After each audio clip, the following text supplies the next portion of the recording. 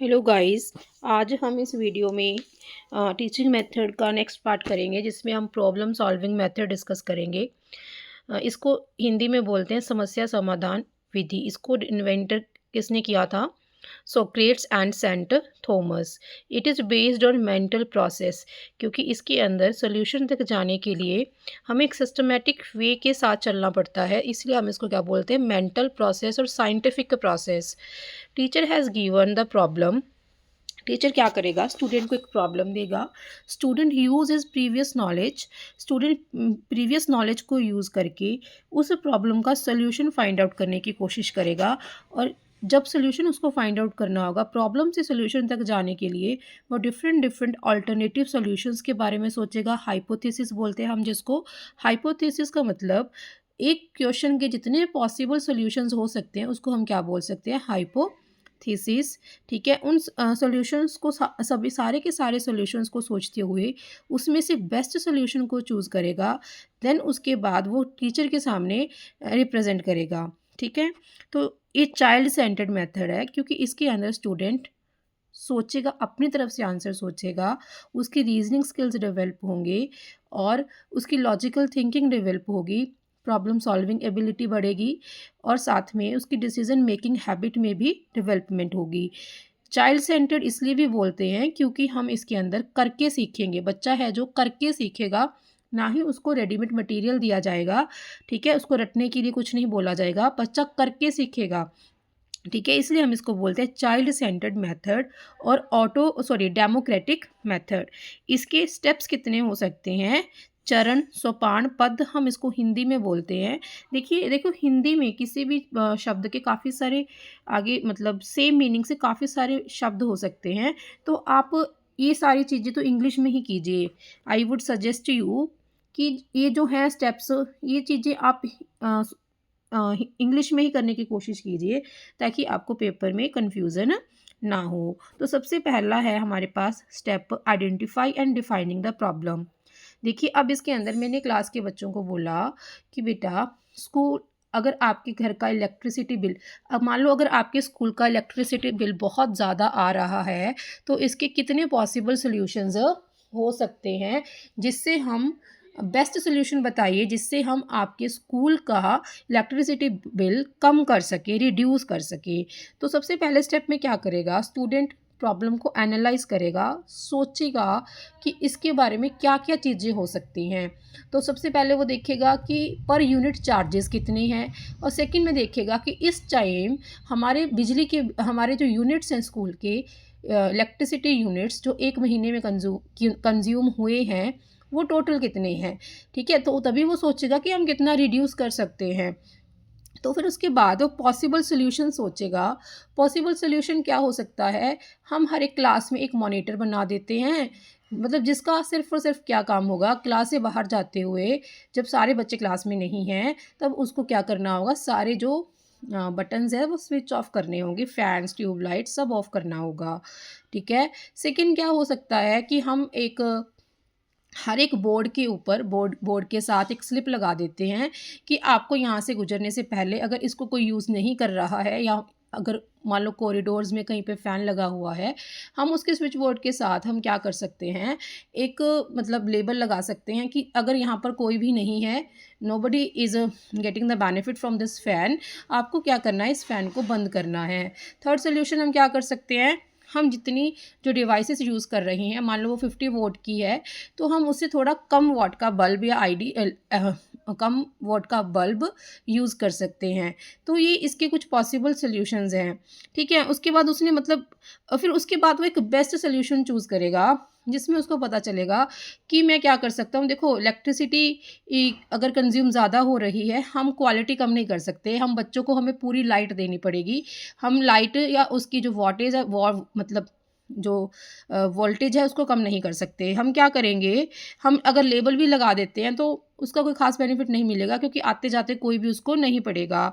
तो हम क्या करेंगे, क्लास में एक मॉनिटर असाइन करेंगे, एक बच्चे को रिस्पॉन्सिबिलिटी देंगे, जब भी आप इस क्लासरूम से बाहर जाओ तो आपको क्या करने हैं, सारे बल्ब्स या जो फैंस है उसको ऑफ करना है। और साथ में हम क्या करेंगे, टीचर्स की ड्यूटी लगाएंगे कि जब आप कॉरिडोर से गुजरो तो आपकी रिस्पॉन्सिबिलिटी है, अगर कोई भी फ़ैन से या किसी भी चीज़ से किसी को बेनिफिट नहीं हो रहा है, nobody is sitting here and there, then you have to switch off and on the you have to switch off the fans and lights. ठीक है, तो ये हमने बेस्ट सोल्यूशन चूज़ किया। फिर उसके बाद हम जिसने हमें प्रॉब्लम बताई थी हम उसको आंसर देंगे कि ये हमारा आंसर है।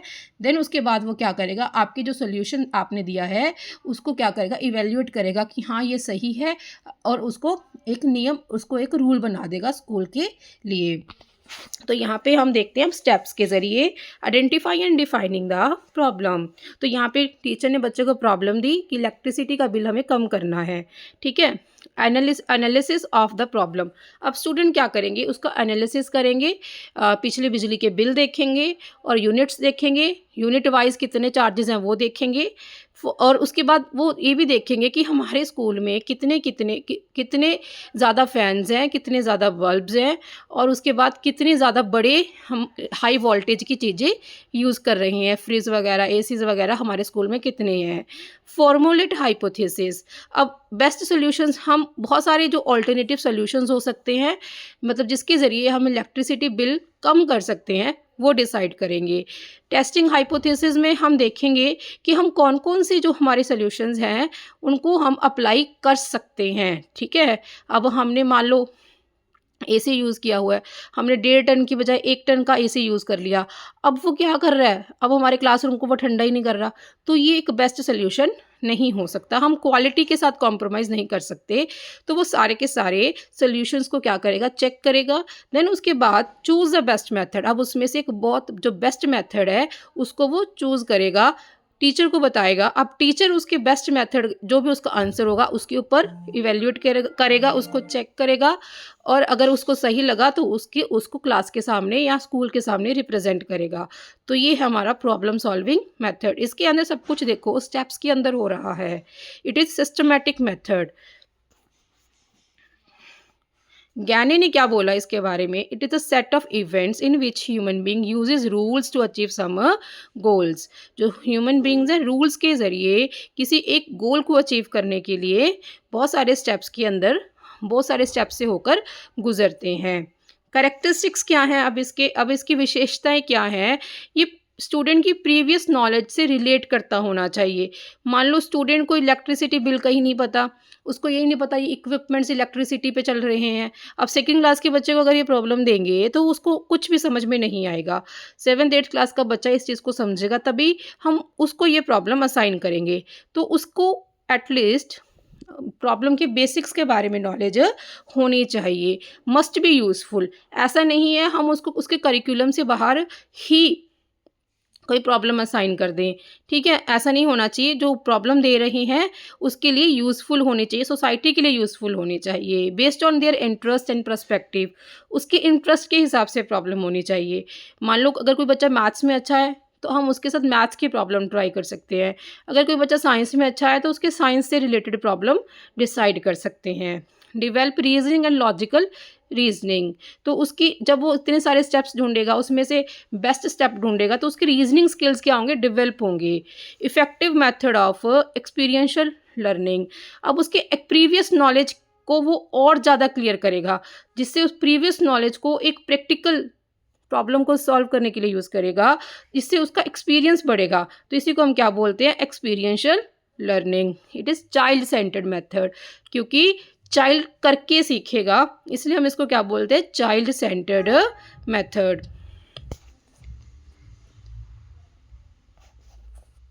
ठीक है, it develops the thinking skills of students. अब स्टूडेंट इतने सारे स्टेप्स ढूंढेगा, फिर उसके बाद उसमें से बेस्ट चूज़ करेगा। ठीक है, प्रॉब्लम को आइडेंटिफाई करेगा, उसके बाद उसका एनालिसिस करेगा, इससे उसके थिंकिंग स्किल्स डेवलप होंगे। स्टूडेंट पार्टिसिपेट एक्टिवली, स्टूडेंट इसके अंदर एक्टिवली पार्टिसिपेट करेगा, वो पैसिव नहीं है। स्टूडेंट टीचर सिर्फ उसको गाइड करेगा थ्रू आउट द एक्टिविटी, बाकी काम कौन करेगा? स्टूडेंट ही करेगा। It is helpful in development of scientific attitude, बच्चा सब कुछ एक सिस्टमैटिक एक डिसिप्लिन वे के अंदर करेगा, स्टेप बाय स्टेप चीज़ों को सॉल्व करेगा, इसलिए हम इसको क्या बोलते हैं कि साइंटिफिक एटीट्यूड डेवलप करेगा। Develop decision making ability of students, ये स्टूडेंट्स की डिसीजन मेकिंग एबिलिटी को भी शार्प करेगा। अब इतने सारे सॉल्यूशंस ढूंढ लिए, अब उसमें से एक बेस्ट सॉल्यूशन भी तो चूज़ करना है जिससे उसकी डिसीजन मेकिंग एबिलिटी बढ़ेगी। Apply knowledge to real life problem, अब उसको इलेक्ट्रिसिटी का पता है, उसको इक्विपमेंट्स का पता है, अब इन चीज़ों को वो रियल लाइफ सिचुएशन के अंदर अप्लाई करेगा, जिससे उसको अपने जो सब्जेक्ट्स वो पढ़ रहा है उसके यूज़फुलनेस का भी पता लगेगा। मेक लर्निंग प्रैक्टिकल, इससे उसकी जो लर्निंग होगी वो प्रैक्टिकल होगी। तो ये रहा हमारा प्रॉब्लम सॉल्विंग मेथड, जिसके बारे में मैंने आपको काफ़ी अच्छे से बताया। अगर आपको कोई डाउट आप पूछ सकते हैं। इसके डीमेरिट्स क्या हो सकते हैं? टाइम कंज्यूमिंग है, कई बार बच्चे को नॉलेज नहीं होती, स्लो लर्नर्स के लिए ये सही नहीं है। अगर आपको करिकुलम आपका बहुत ज़्यादा है तो उसको कंप्लीट करना बहुत मुश्किल है, बड़ी क्लास में भी ये पॉसिबल नहीं है। ठीक है, तो ये चीज़ें हैं आपके प्रॉब्लम सॉल्विंग से रिलेटेड। अगर आपको वीडियो पसंद आई है तो आप लाइक कीजिए, शेयर कीजिए और चैनल को सब्सक्राइब कीजिए। Thank you, bye bye.